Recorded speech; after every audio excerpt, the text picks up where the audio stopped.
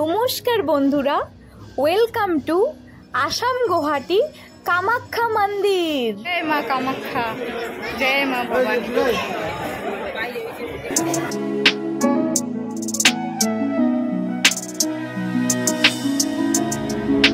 তোমরাও কি কামাখ্যা মন্দিরে ঘুরতে আসার প্ল্যান করছো, কিন্তু কিভাবে আসবে বুঝতে পারছো না? তাহলে এই ভিডিওটা শুধুমাত্র তোমাদের জন্য।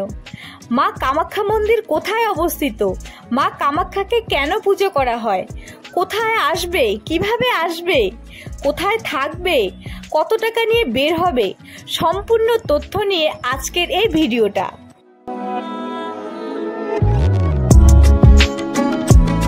কামাখ্যা মন্দিরের সম্পূর্ণ তথ্য পেতে হলে আমার ভিডিওর সাথে কিন্তু জুড়ে থাকতে হবে। স্কিপ করে গেলে তোমরা অনেক কিছু মিস করে যাবে। আর হ্যাঁ, তোমরা যারা যারা আমার ভিডিওতে নতুন তারা কিন্তু অবশ্যই আমাকে সাবস্ক্রাইব করে নিও। তোমাদের সাপোর্ট আমার বিশেষভাবে প্রয়োজন। তোমরা আমার পাশে থাকলেই তোমাদেরকে ভালো ভালো জায়গা, ভালো ভালো মন্দির, ভালো ভালো পাহাড় দেখাতে পারবো।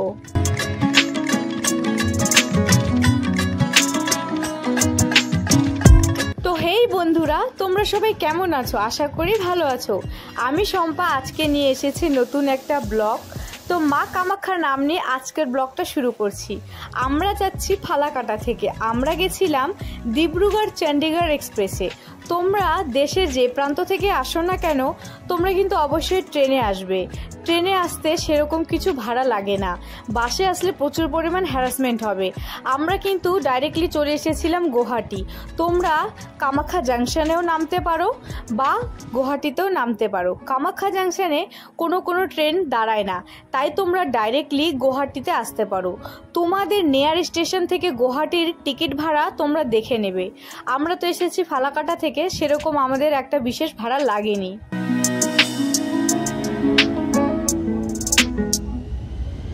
আমরা কিন্তু একদিন আগেই এসেছিলাম, কারণ আমরা পরের দিন ফ্রেশ হয়ে ভালোভাবে মাকে পুজো দিব বলে একদিন আগেই এসেছিলাম। স্টেশন থেকে নেমে স্টেশন ওভারব্রিজ ক্রস করার পর উল্টো সাইডেই বাস স্ট্যান্ড আর অনেক হোটেল আছে। আমরা ওখান থেকেই একটা হোটেলে অনলাইন বুকিং করেছিলাম। আমাদের হোটেলের নাম ছিল ময়ূর হোটেল। খুবই সুন্দর, একদম পরিষ্কার পরিচ্ছন্ন, খুবই ভালো একটা হোটেল। এই হোটেলে কিন্তু তোমরা সব রকমের রুম পেয়ে যাবে, সিঙ্গেল বেড, ডাবল বেড, ফ্যামিলির বেড, সব কিছু অ্যাভেলেবেল আছে। আর কিন্তু আসার আগে অনলাইনে কিন্তু হোটেল বুক করতে হয়। আমাদের রুমের রেন্ট ছিল পার নাইট 1200 টাকা। আমরা যেহেতু দুজন ছিলাম তাই আমাদের ডবল বেডের রুম ছিল। এখানে কিন্তু 700 থেকে 2000, 3000 পর্যন্ত রুম পাবে। 700 থেকে 800 যে রুমগুলো, সেগুলো বেশি পরিষ্কার হয় না। আর আমাদের রুমটা কিন্তু খুবই ভালো ছিল। চাইলে তোমরা এই হোটেলে আসতে পারো। আমাদের হোটেলটার নাম ছিল ময়ূর হোটেল। একদম স্টেশনের উল্টো পাশে অপোজিটেই আসলেই তোমরা পেয়ে যাবে। তার সামনে ছিল নিউ মা কামাখ্যা হোটেল। এর পেছনটাতেই কিন্তু আমাদের ট্রেন স্টেশন, ওর সাথেই হলো আমাদের বাস স্ট্যান্ড। আর আমরা ওই হোটেল থেকে কিছু খাওয়া দাওয়া করার পর বাসে উঠে পড়ি। বাসে শুধুমাত্র 20 টাকা ভাড়ায় আমরা কামাখ্যা মন্দিরের গেটের সামনে নামবো। তোমরা চাইলে বাস স্ট্যান্ড থেকে 400 থেকে 450 টাকায় রিজার্ভ গাড়িও পেয়ে যাবে। তো আমরা রিজার্ভ গাড়িতে গেলাম না, আমরা 20 টাকায় এখানকার স্টেট বাসে কামাখ্যা মন্দিরের গেটে নামবো। স্টেট বাসগুলো কিন্তু খুবই সুন্দর এসি, তোমরা চাইলে স্টেট বাসেও আসতে পারো। তো দেখো, অলরেডি আমাদেরকে কামাখ্যার গেটের সামনে নামিয়ে দিল। আমরা যাবো ওই পাশটা। তো চলো এখন ওই পাশটায় যাই।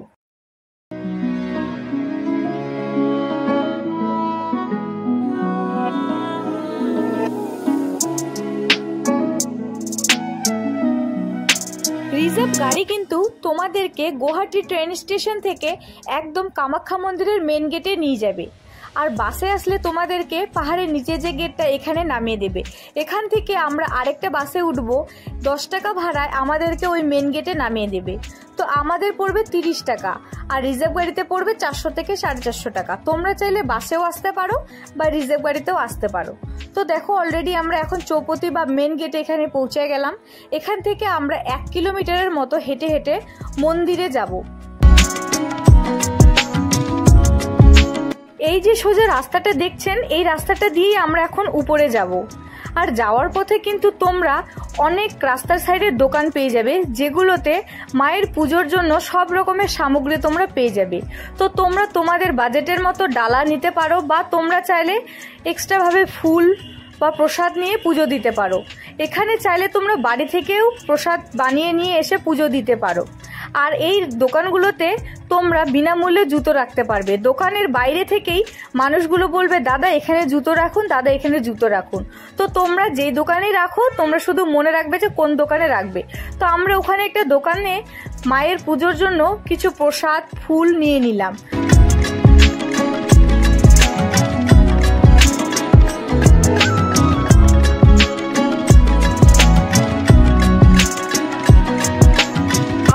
পুজো দেওয়ার জন্য ফুল প্রসাদ নিয়ে নিয়েছি। এখন আমরা মন্দিরের উপরটায় যাব। মন্দিরটা কিন্তু পাহাড়ের অনেকটা উঁচুতে। বাসে করে কিন্তু আমরা অনেকটা পাহাড়ের উঁচুতে আসলাম। এখন এখান থেকে হেঁটে হেঁটে মন্দিরের উপরটায় যাব। এখানে কিন্তু ভোর থেকে প্রচুর পরিমাণ ভিড় শুরু হয়ে যায়। তো পুজো দিতে হলে তোমাদেরকে কিন্তু খুব তাড়াতাড়ি আসতে হবে। দেরি করে আসলে তোমাদের সারাদিন চলে যাবে পুজো দিতে দিতে। আর মন্দিরটা কিন্তু অনেকটা উঁচুতে, তাই কিন্তু একটু কষ্ট করে হলেও উপরে উঁচুটা উঠতে হবে। আর সত্যি কথা বলতে তোমাদের যদি মন দিয়ে পুজো দেওয়ার ইচ্ছা থাকে, এটুকুনি কষ্ট তোমাদের কোনো কষ্ট মনেই হবে না।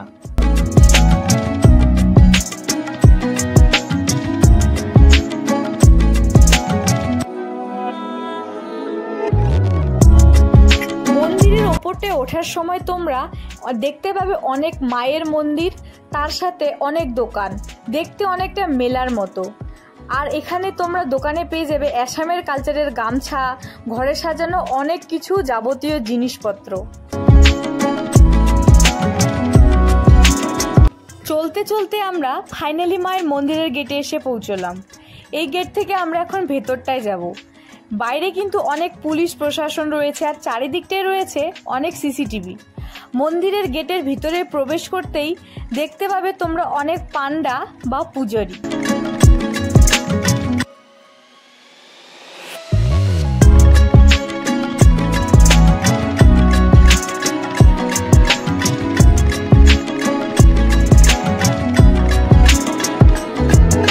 অবশেষে বন্ধুরা আমরা এখন আছি মা কামাখ্যা মন্দিরে। সত্যি বরের সাথে মায়ের দর্শন করতে আসতে পারবো এটা কিন্তু কোনোদিনও ভাবতে পারিনি। এত সুন্দর এত বিখ্যাত একটা মন্দির আসা কিন্তু একটা বিশাল ভাগ্যের ব্যাপার।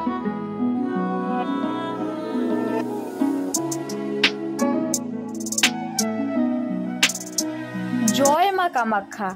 তো আসুন বন্ধুরা এই মা কামাখ্যা মন্দিরের কিছু ঐতিহাসিক ব্যাখ্যা তোমাদেরকে বলি। আসামের এই বিখ্যাত কামাখ্যা মন্দিরটি আসামের রাজধানী গুয়াহাটির নীলচর পাহাড়ে রয়েছে।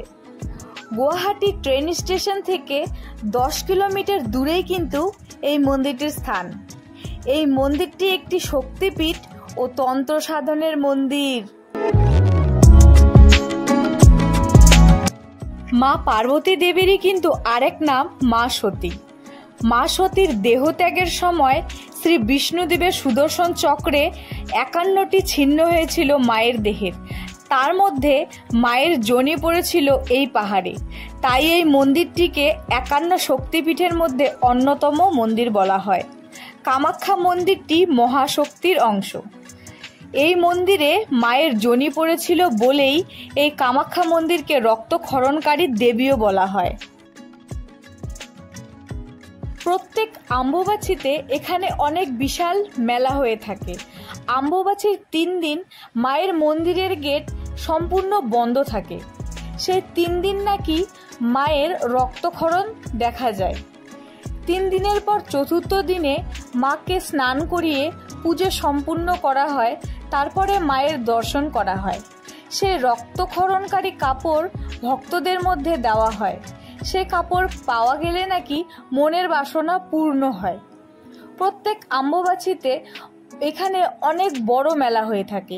অনেক দূর দূর থেকে মানুষ আসে পুজো দিতে।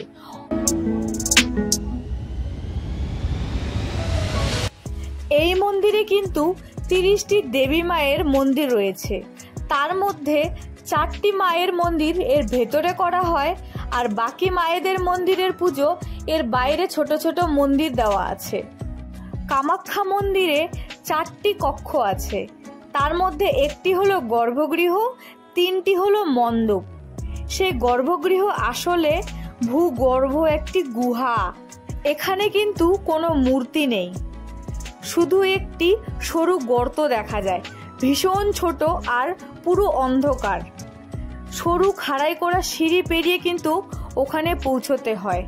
তার ভেতরে কিন্তু জনি আকৃতি একটি পাথর দেখা যায়। সেই পাথরটিতে প্রায় 10 ইঞ্চির একটি গর্ত আছে। একটি ভূগর্ভস্থ প্রস্রবের জল বেরিয়ে ওই গর্তটি সব সময় ভর্তি রাখে। ওই গর্তটি মা কামাখ্যা নামে কিন্তু পূজিত।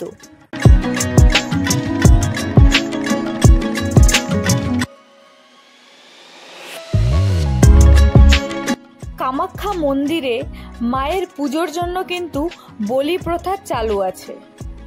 মন্দিরের চারিপাশটায়, মন্দিরের দেওয়ালে মায়ের সুন্দর সুন্দর মূর্তি তৈরি করে দেওয়া আছে।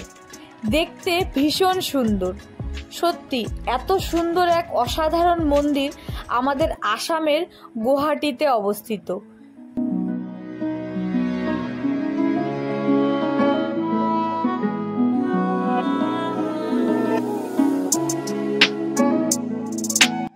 আমি সত্যি ভাগ্যবান যে আমি এত সুন্দর এক অসাধারণ মন্দিরে আসতে পেরেছি, মায়ের দর্শন করতে পেরেছি। তোমরাও কিন্তু অবশ্যই এই মন্দিরে আসবে, তোমরাও নিজেকে অনেক ভাগ্যবান মনে করবে। সত্যি অসাধারণ এক মন্দির।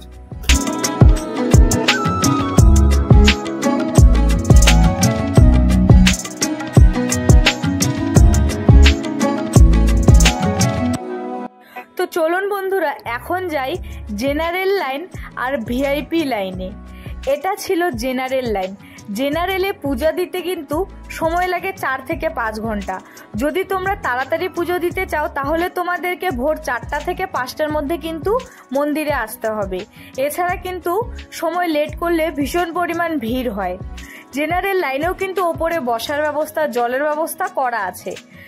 শুধু তোমাদেরকে আইডেন্টি প্রুফ দেখিয়ে লাইনে দাঁড়াতে হবে। জেনারেল লাইনে কিন্তু এরম না যে কেউ সামনে থেকে প্রবেশ করবে বা কেউ জোর করে ঢুকবে, সেরকম কোনো চান্সই নেই। খুব ভালোভাবে রাস্তা করে দেওয়া আছে, গেট করে দেওয়া আছে। আর এটা ছিল ভিআইপি লাইন। ভিআইপি লাইনের জন্য তোমাদের জেনারেলে ওখানে টিকিট করে নিতে হবে 500 টাকা। এখানেও কিন্তু একটু সময় লাগে, ঘন্টাখানিকের মতো, কিন্তু প্রশাসনের ব্যবস্থা খুবই ভালো। তারপর পুজো দেওয়ার পর তোমরা বাইরে আসলেই দেখতে পারবে এখানে মায়ের নামে প্রদীপ জ্বালানোর জন্য জায়গা করে দেওয়া আছে, ধূপকাঠি জ্বালানোর জন্য জায়গা করে দেওয়া আছে।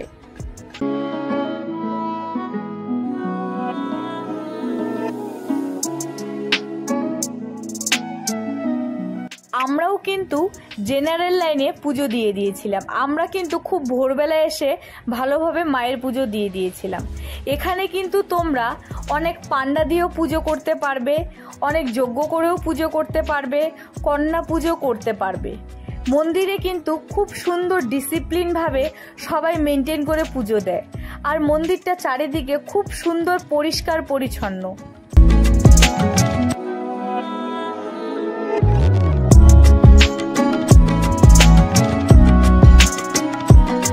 ভক্তবৃন্দরা এখানে মায়ের নামে অনেক পায়রা, অনেক ছাগল ছেড়ে দিয়েছে। আর যেহেতু এখানে বলি প্রথা চালু আছে, এই জায়গাটায় কিন্তু মায়ের পুজোর জন্য বলি দেওয়া হয়।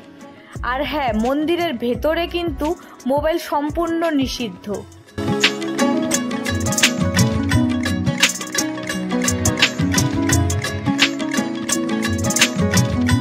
মন্দিরের সাথেই ছিল সুন্দর একটা পুকুর, তার সাথেই ছিল এখানে ছোট্ট একটা মায়ের মন্দির।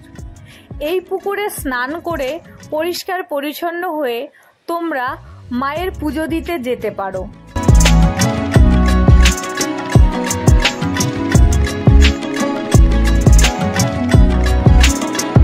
পুকুরের চারিপাশটা ছিল জেনারেল লাইনের রাস্তাটা। মন্দিরটা পাহাড়ের এতটা উঁচুতে আর অনেকটা এরিয়া জুড়ে ছিল। সত্যি অসাধারণ এক মন্দির।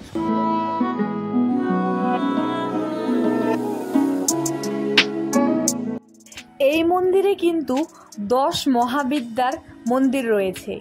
এখান থেকে অনেক বড় বড় মুনি ঋষিরা যোগ সাধনা করে থাকেন। জয় মা কামাখ্যা, জয় মা ভবানী।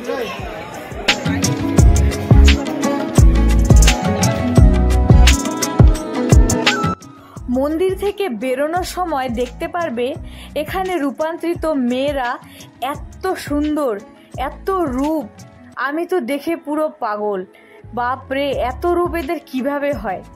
আমরা কিন্তু আমি আর আমার বর ভালোভাবে মায়ের পুজো দিয়ে এখন আমরা যাব বাইরের দিকটা। আর যাওয়ার সময় দেখলাম এখানে কিন্তু যোগ সাধনা চলছিল। তো এই ছিল আমাদের কামাখ্যা মায়ের মন্দির, বিশ্ববিখ্যাত এক মন্দির। তোমরাও কিন্তু অবশ্যই এই মন্দিরে আসবে। তো এখন আমরা মন্দির থেকে বাইরে যাব আর তোমাদেরকে আরও এখানে মা তারার মন্দির আছে সেটা তোমাদেরকে দেখাবো।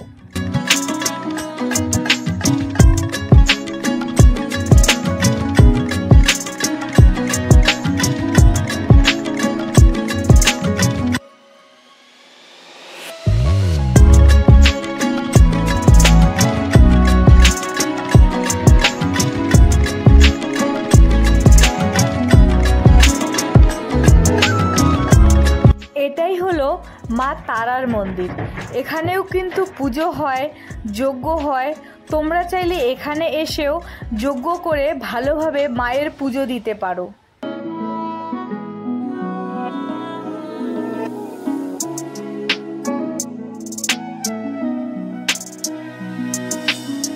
এখন যাব আমরা মায়ের অন্নপ্রসাদের জায়গায়। এই রাস্তা দিয়েই অন্ন সেবা করা হয়। তো চলুন আগে আমরা কুপন সংগ্রহ করি। এখানে তোমরা যখন মন্দিরের ওপরে প্রবেশ করবে তখনই তোমরা এখানে পেয়ে যাবে অন্ন সেবা কেন্দ্র। তো প্রথমে এখানে আমাদেরকে 12টা থেকে 4টা পর্যন্ত খাওয়ার কুপন দিবে। তো আমরা আগে কুপন সংগ্রহ করে নেব। অনেক হাজার হাজার মানুষ পুজো দিয়ে কিন্তু এখান থেকে কুপন সংগ্রহ করে প্রসাদ খায়। তো আমরাও একটা করে কুপন নিয়ে নিয়েছিলাম। এখন আমরা সামনে গিয়ে লাইনে দাঁড়াবো আর ওইখান থেকে আমাদেরকে থালা দিয়ে দিবে। ওখান থেকে থালা নিয়ে আমরা প্রসাদ নিয়ে প্রসাদ খাবো।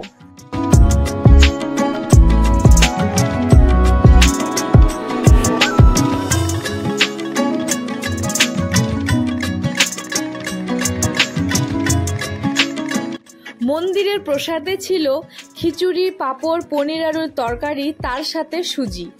আমরা কিন্তু অনেক মানুষ একসাথে প্রসাদ নিচ্ছিলাম। তো বন্ধুরা, আমার এই ব্লগটা তোমাদেরকে কেমন লাগলো অবশ্যই কিন্তু আমাকে বলবে। আর হ্যাঁ, আমাদের কিন্তু খরচ হয়েছিল 2 থেকে 2,500 টাকা। তো তোমরা যদি কেউ অনেক দূর থেকে এসে থাকো তাহলে তোমরা হাতে 4 থেকে 5,000 টাকা নিয়ে আসলে আশা করি তোমাদের খাওয়া থাকা এবং মায়ের পুজো খুব ভালোভাবে হয়ে যাবে। তো আমার এই ভিডিওটা কেমন লাগলো বলবে। Like and share and comment করতে কিন্তু ভুলবে না বন্ধুরা। আর অবশ্যই কিন্তু আমার পাশে থেকো। আর এরকম নতুন নতুন ভিডিও পাওয়ার জন্য আমাকে সাবস্ক্রাইব করে কিন্তু অল নোটিফিকেশনে দাবিয়ে রেখো। তো আমার ব্লগটা আজকে শেষ করছি। সবাই ভালো থেকো, সুস্থ থেকো। আজকের জন্য আসি বন্ধুরা।